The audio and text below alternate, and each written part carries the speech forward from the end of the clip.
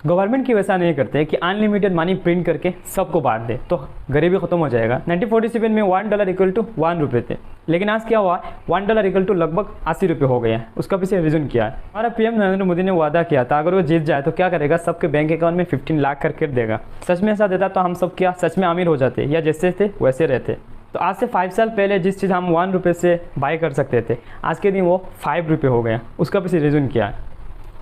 और ये जो मनी है उसका वैल्यू जो होता है वो कौन डिसाइड करते हैं? चलिए आज के इस वीडियो में हम जानते हैं। चलिए आज का वीडियो स्टार्ट करते हैं। तो हाय फ्रेंड्स, मैं हूँ सईद इमदाद, आप देख रहे हैं अननोन शो। तो दोस्तों आज हम ये बताएंगे कि गवर्नमेंट अनलिमिटेड मनी प्रिंट करके क्यों ना बांट दे सबको तो गरीबी ख़त्म हो जाए। तो उससे पहले हमें ये समझना चाहिए कि मनी क्या होते हैं, उसका वैल्यू कैसे आते हैं। हर देश का जो मनी का वैल्यू होते हैं सेम नहीं होते हैं। डॉलर हमसे ज़्यादा है, रुपये कम है, ऐसा क्यों है? तो सबसे पहले दुनिया में इंसान आया था, उसके बाद पैसा आया था। जब इंसान आया था शायद उन्होंने क्या किया, ट्रेड किया होगा, एक्सचेंज किया होगा उस टाइम। तो सबसे पहले कैसे करते थे लोग, मैं आपको एक एग्जांपल दूंगा जिससे आप समझ जाओगे बहुत इजीली। इमेजिन कीजिए एक आइलैंड है जिसके अंदर 2 लड़कियां हैं, आप समझ जाओगे बहुत इजीली। इमेजिन कीजिए एक आइलैंड है जिसके अंदर 2 लड़कियां हैं, एक के नाम है आई और दूसरी का नाम है आर। तो आई को क्या है, सिर्फ उसके पास क्या है, थोड़ा बहुत चाल है और उसके चिकन का ज़रूरत है, उसके पास चिकन नहीं है। बट जो आर जो है उसके पास क्या है, फार्म है, यानी बहुत सारे चिकन हैं। तो उसके क्या है, चिकन का फार्म है। तो मान लीजिए क्या हुआ, एक दिन ऐसा क्या हुआ, जो आई है, आई को ज़रूरत हुआ है एक चिकन का कि उसके घर में कुछ पार्टी था या कुछ भी था। तो ये चाल लेके आर का पास आई, आके बोली कि मुझे 1 kg चिकन चाहिए और तुम्हें मैं 1 kg चाल दे दूँगा। तो यहाँ पर एक्सचेंज हुआ जाता था। उसको क्या कहते थे, बार्टर सिस्टम कहते थे। लेकिन बार्टर सिस्टम में बहुत सारे दिक्कतें हैं। तो मान लीजिए तीसरा कोई आदमी आया है जो बार बार होते हैं, यानी हेयर कट करते हैं।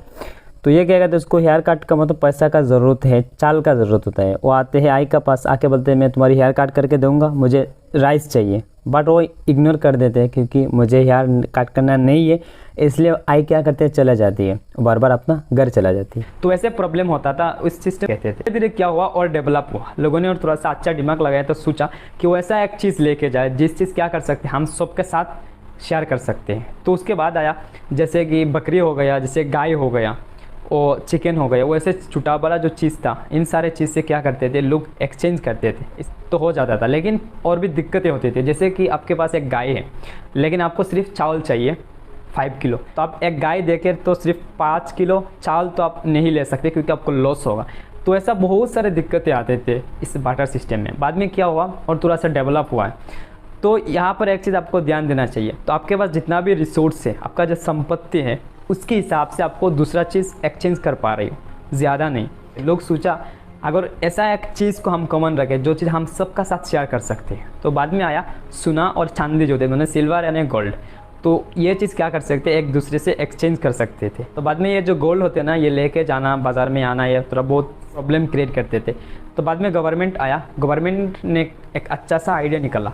समझ लीजिए आपके पास 1 किलो गोल्ड है, तो आप क्या कर सकते हो, गवर्नमेंट ने कहा कि मुझे दे दो और मैं तुम्हें 1000 रुपये दे दूंगा और मैं सिग्नेचर करके दूंगा।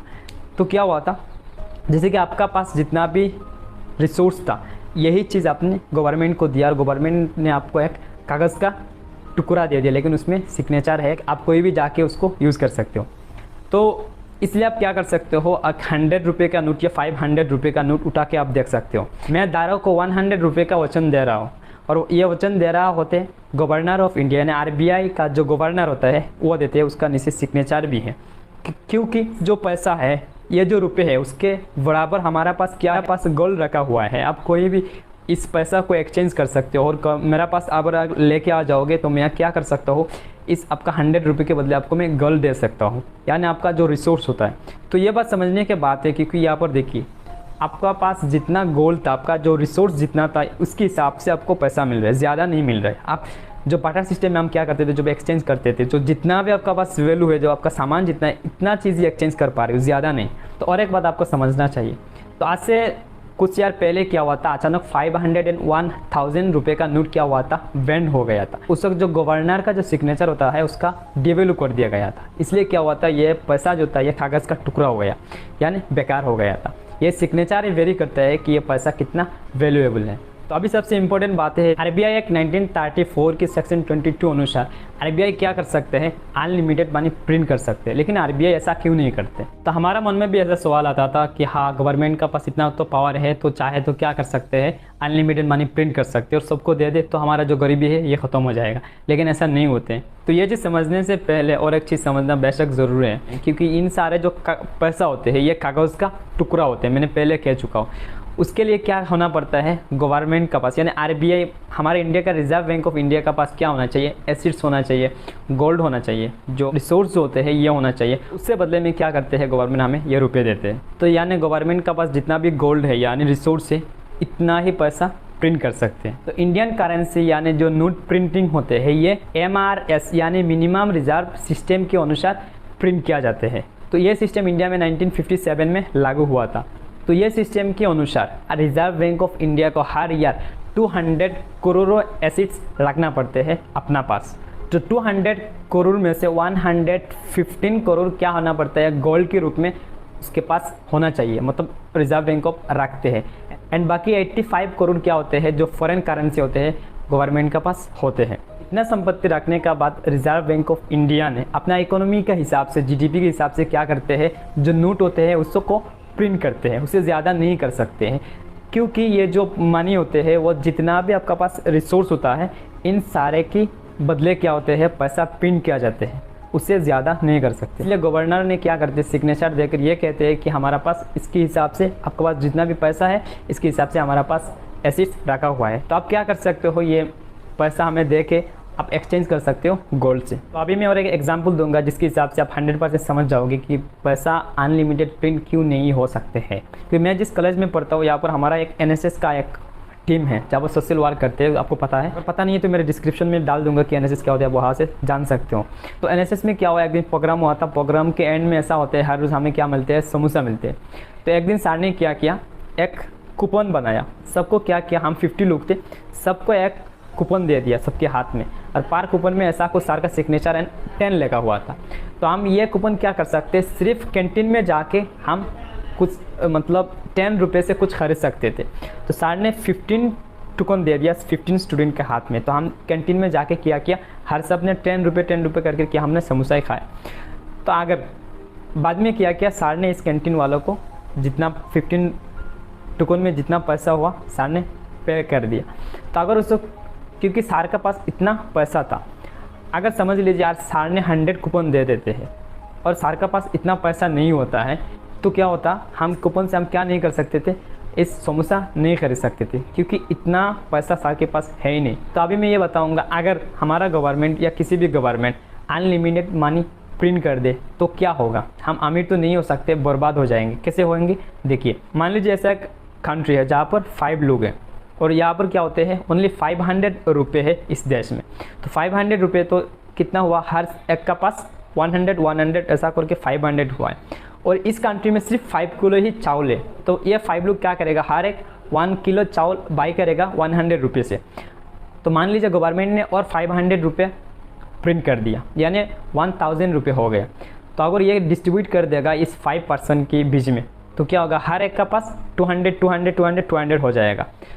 तो पहले क्या था, 100 था, अभी क्या हुआ 200 हो गया था इन सब का पास, यानी ये तो अमीर बन गया।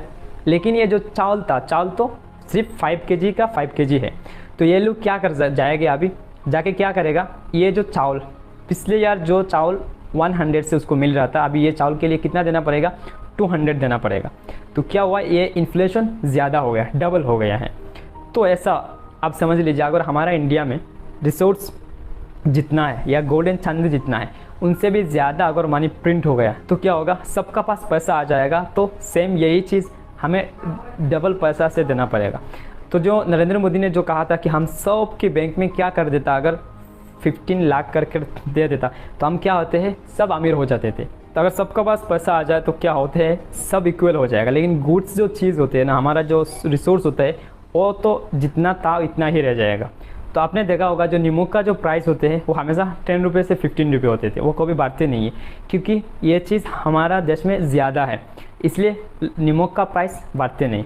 लेकिन हमारे देश में पेट्रोल नहीं है, इसलिए क्या होते हैं, पेट्रोल का प्राइसेस ज़्यादा बढ़ते हैं। अगर हमारा देश में पेट्रोल ज़्यादा आ गया तो क्या होगा, पेट्रोल का जो प्राइसेस है वो कम जाएगा, क्योंकि जो गुड्स जो होते हैं ना, जो चीज़ होते हैं, ये ज़्यादा हो जाने से देश क्या होते हैं, तब डेवलप होते हैं। ठीक ऐसा क्या था, जिम्बाब्वे नाम का एक कंट्री है जहाँ पर ऐसा फाइनेंशियल बहुत सारे प्रॉब्लम हो रहा था। उस वक्त गवर्नमेंट ने यू टर्न ले लिया, सोच लिया कि हम इतना ज़्यादा पैसा प्रिंट करेंगे, सबको दे देंगे, हमारा देश अमीर बन जाएगा। लेकिन क्या हुआ, इन्होंने बिलियन ट्रिलियन लूट क्या किया था, उसने प्रिंट किया था और सबको दे दिया। सेम यही हुआ था, जो चीज़ हुआ था इस 5 लोगों का साथ, यानी पैसा तो बाहर गया लेकिन उस देश में जो गरीबी था, जो गुड्स एंड सर्विसेज जो भी था, इन सारे क्या हुआ था, जितना था इतना ही रहा। इसलिए क्या करता था, उसे एक बच्चा क्या करता है, एक ब्रेड के लिए 1 बैग क्या करना पड़ता है, पैसा लेके जाना पड़ता है। तो जो प्रोडक्ट था उससे भी ज़्यादा क्या करना पड़ता है, पैसा आपको देना पड़ता है। तो ऐसा प्रॉब्लम हुआ था। तो मैं उम्मीद करता हूँ कि ये वीडियो आपको अच्छा लगा होगा। अगर अच्छा लगा है तो मेरा वीडियो को एक लाइक कीजिए।